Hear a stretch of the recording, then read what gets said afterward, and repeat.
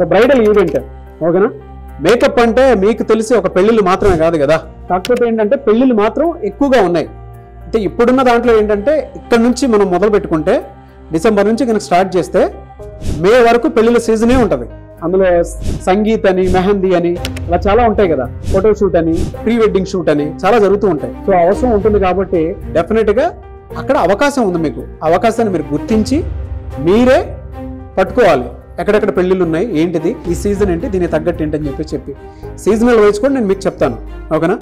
రెండోది ఇంకెక్కడ అవకాశం ఉంటుంది అని అంటే టీవీ ఇండస్ట్రీ అండ్ దానితో పాటు సినిమా ఇండస్ట్రీ. మీకు తెలిసిందే టీవీ ఇండస్ట్రీలో రియాలిటీ షోస్ అవి జరుగుతూ ఉంటాయి, ఓకేనా. దానితో పాటు కొంతమంది సీరియల్ ఆర్టిస్టులు ఉంటారు, వాళ్ళకి పర్సనల్ మేకప్ మ్యాన్ కావాలి.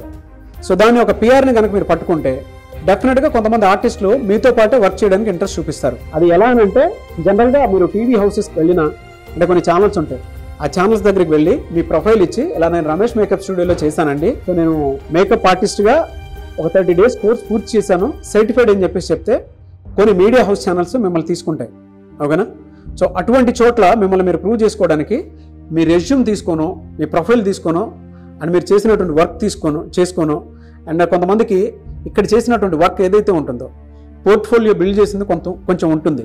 మీ ఇన్స్టాగ్రామ్లోనూ ఫేస్బుక్లోనూ ఇక్కడ మీరు డిజైన్ చేసిందో అవన్నీ ఒక దాంట్లో పెట్టి మీరు మీడియా హౌస్ దగ్గరికి తీసుకొని వెళ్తే వాళ్ళకి కనుక మీ ప్రొఫైల్ నచ్చితే డెఫినెట్గా తీసుకుంటారు. కొంతమంది సినిమా ఇండస్ట్రీ వాళ్ళు కూడా ఆ విధంగానే తీసుకుంటారు. మీరు వేసే మేకప్ని బట్టి వాళ్ళు తీసుకుంటారు, ఓకేనా. టీవీ ఇండస్ట్రీలోను, సినిమా ఇండస్ట్రీలోను, తర్వాత సీరియల్స్లోనూ మీకు అవకాశాలు అయితే ఉన్నాయి, ఓకే. అండ్ దాంతోపాటు రియాలిటీ షోస్ ఉంటాయి కొన్ని డైరెక్ట్గా. మీరు జనరల్గా చూస్తే కొన్ని ఈవెంట్స్ జరుగుతూ ఉంటాయి. ఈవెంట్స్లో రియాలిటీ షోస్కి డెఫినెట్గా కొంతమంది ఆర్టిస్టులకు కానీ లేదంటే ఈవెంట్స్లో పార్టిసిపేట్ చేసేటువంటి కొంతమంది పర్సన్స్ ఉంటారు కదా, వాళ్ళకు కూడా మేకప్ ఆర్టిస్ట్ నీడ్ ఉంటుంది.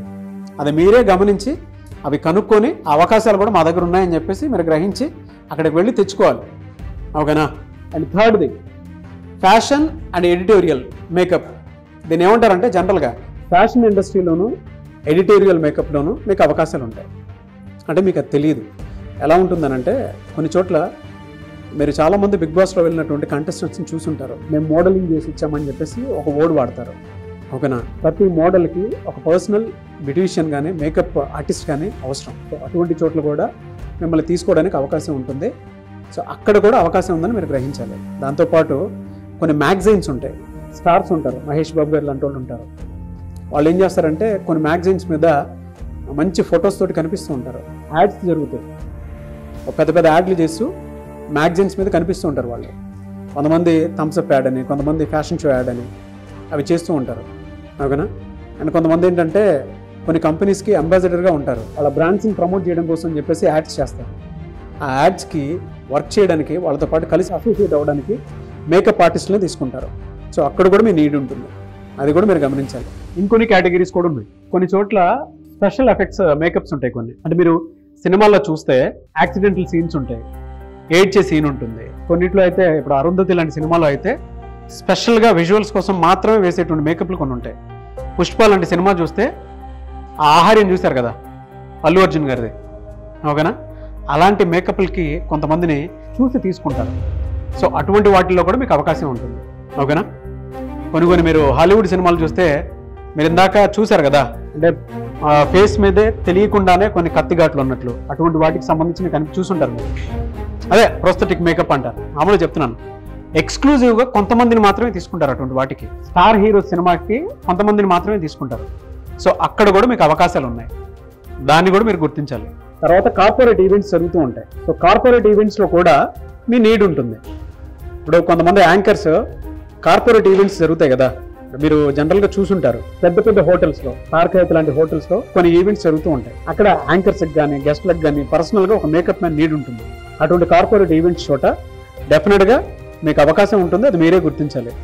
అండ్ పెద్ద పెద్ద హోటల్స్ ఉంటాయి, కొన్ని చోట్ల పెద్ద పెద్ద హోటల్స్ ఉంటాయి. అక్కడ స్టార్ హీరోస్ హీరోయిన్స్ దిగుతారు. పొద్దున్న వాళ్ళకి మేకప్ నీడ్ ఉంటుంది.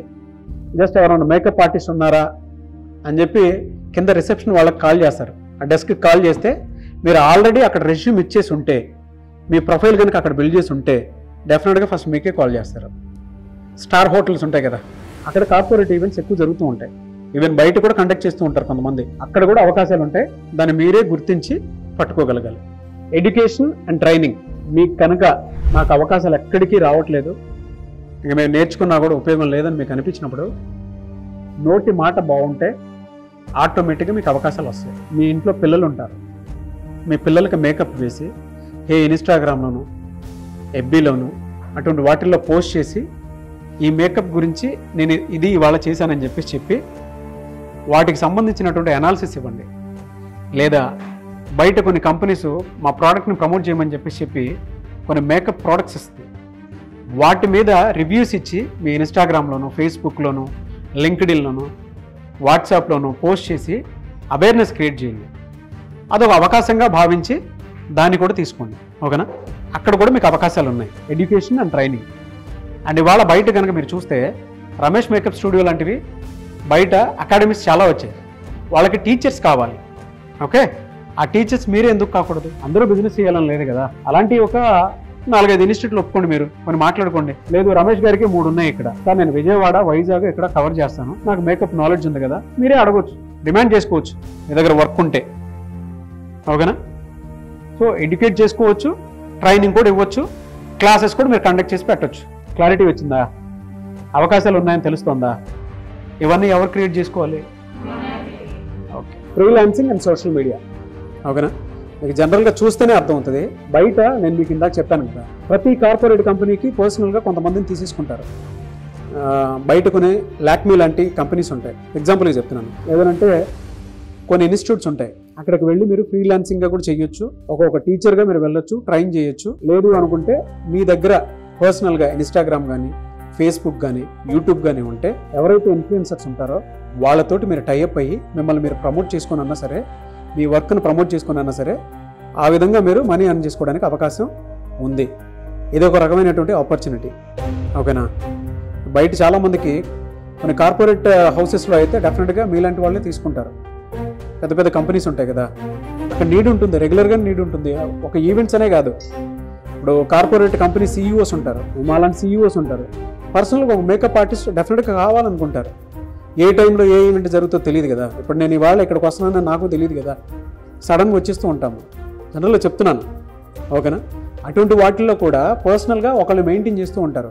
అది కూడా మీరే గుర్తించాలి. ఏ కంపెనీ ఎక్కడిది, ఆ సీఈఓకి ఎవరన్నా పర్సనల్ మేకప్ మ్యాన్ ఉన్నారా లేదా అనుకునేటువంటి ఆలోచన కూడా మీ దగ్గర కలిగి ఉండాలి.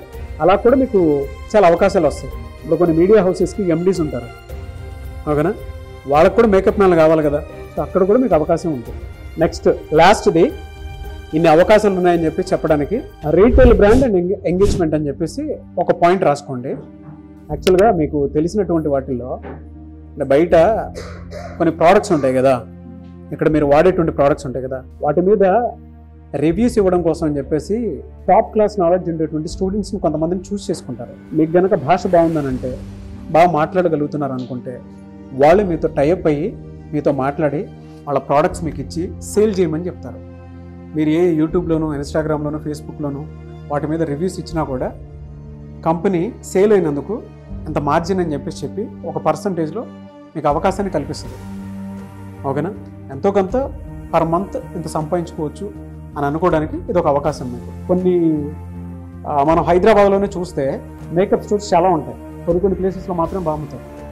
సినిమా వాళ్ళకి ఏ మేకప్ స్టోర్ ఎక్కువ ఇస్తుందని చెప్పి మీరు ఐడియా పెట్టుకోండి, అక్కడికి వెళ్ళండి, మీ ప్రోడక్ట్ నేనే సేల్ చేస్తానని చెప్పేసి మాట్లాడుకోండి. ఓ 6 months అగ్రిమెంటో 5 months అగ్రిమెంటో పెట్టుకొని నేను సేల్ చేస్తానని చెప్పి వాటి గురించి తెలుసుకొని వాటి మీద రివ్యూస్ ఇచ్చి వాళ్ళతో పాటు టైఅప్ అయ్యి అగ్రిమెంట్ పెట్టుకొని ముందుకెళ్ళండి. డెఫినెట్గా మీకు అక్కడ అవకాశాలు ఉంటాయి. ఆ విధంగా మరి అప్రోచ్ అయ్యి ఆ అవకాశాన్ని మనీ కింద మార్చుకోవచ్చు. ఓకేనా?